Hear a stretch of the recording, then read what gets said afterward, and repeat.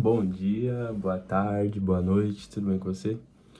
Hoje nós estamos mais uma vez desvendando Atos. Estamos em Atos, capítulo 26. Faltam apenas 3 capítulos, considerando o de hoje, e a gente vai encerrar o livro de Atos. Bem, vamos começar. Lá no capítulo 25 a gente tinha falado que Paulo foi colocado diante do rei Agripa e Berenice, sua esposa, e diante de alguns governadores, principais governadores, e no capítulo 26 ele discursaria.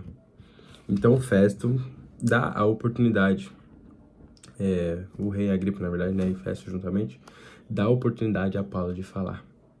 E Paulo vem explicando toda a sua história. Paulo pega desde os primórdios, quando ele perseguiu os cristãos, e fazia os cristãos blasfemar, né, contra o nome do Senhor. Depois ele vem falando que quando ele estava vindo para Damasco, uma luz envolveu ele e todos que estavam com ele. E a luz que envolveu ele, né, tinha uma voz que era a voz do Senhor. E convocou a Paulo, que seria ministro, né, do Evangelho, e falaria de Jesus para todo mundo. E Paulo fala para o rei ainda assim: eu não fui desobediente à visão celestial. Paulo, mesmo não acreditando de certa forma talvez em Jesus, ou perseguindo as pessoas que estavam atrás de Jesus, ele não desobedeceu, mas ele foi obediente à voz do Senhor e continuou e perseverou em obedecer à voz do Senhor até esse capítulo 26, como a gente observa. E Paulo fala que ele anunciou primeiro aos crentes de Damasco e de Jerusalém, para que se arrependessem e se convertessem a Deus, fazendo obras dignas de arrependimento, isso no versículo 20. Paulo vem contando toda essa história e falando também que Cristo sofreria, né? Seria o primeiro a ressuscitar do mortos, versículo 23. E Festo ficou maluco, ele falou, disse em alta voz: Paulo, tu estás fora de si. As muitas letras te fazem enlouquecer. Acho que Festo ficou atônito com a história, não conseguia acreditar. Mas Paulo disse para ele: eu não estou louco, excelentíssimo Festo, mas em verdade e sobriedade fala essas palavras. Paulo não estava louco. Ele estava totalmente consciente do que ele estava transmitindo, do que ele estava falando, porque ele viveu isso, então era verdade, ele tinha consciência da vida dele. Então, quando a gente vive algo, a gente contando fica verdadeiro, as pessoas veem a verdade em nós, por mais louco que pareça.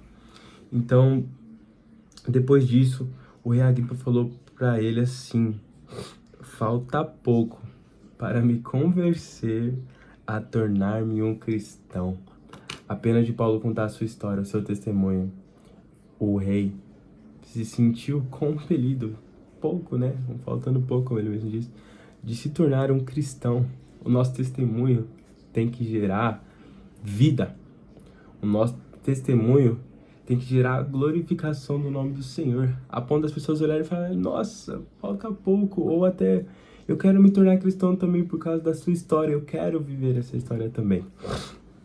A gente observa que Paulo depois fala uma frase: peço em Deus, no versículo 29, que por pouco ou por muito, não somente tu, rei Agripa, mas também todos que me ouvem nesse dia se tornem tal qual eu sou, a não ser por essas correntes, né, que Paulo ainda estava preso. Então, Paulo pediu a Deus naquele momento, né, que todos que estavam ouvindo a ele pudessem se converter a Cristo. Assim como o rei Agripa estava quase se sentindo compelido a servir ao Senhor.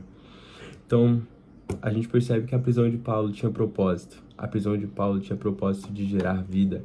A prisão de Paulo tinha propósito de gerar vidas que pudessem estar diante do Senhor, pudessem gerar conversão diante do Senhor. A prisão de Paulo sempre teve um propósito. Não foi à toa que o Senhor permitiu ele viver tudo isso. Depois de toda essa história, o rei Agripa se retira, né? E junto com os governadores, Berenice e todos que estavam lá, e entre si eles conversaram e falavam: este homem nada fez digno de morte ou prisões. Então, o que a gente já sabia há muito tempo, Paulo já sabia, mais uma vez foi comprovado. E Agripa falou ainda para Festo, né? Esse homem podia ser solto se não tivesse apelado para César. E termina o capítulo 26 com esse versículo: que ele poderia ser solto se ele não tivesse apelado para César. Mas a gente observa que tudo tem um propósito. Então talvez a gente vai entender daqui a pouquinho, nos próximos capítulos, por que Paulo apelou para César, qual era o propósito daquilo. Então, esse foi o versículo 26, o capítulo 26, que nós possamos, de fato, aprender com Paulo, contar o testemunho de conversão, nosso testemunho, e que possa gerar vida, né? Assim como gerou através da vida de Paulo, ele alcançou outras vidas com o testemunho dele. E que nós possamos alcançar outras vidas com o nosso testemunho. E que nós venhamos realmente ter experiências com Deus e ter testemunho para contar. É isso. Muito obrigado por você assistir até aqui. E se Deus quiser, até o próximo vídeo. Deus abençoe. Tchau, tchau.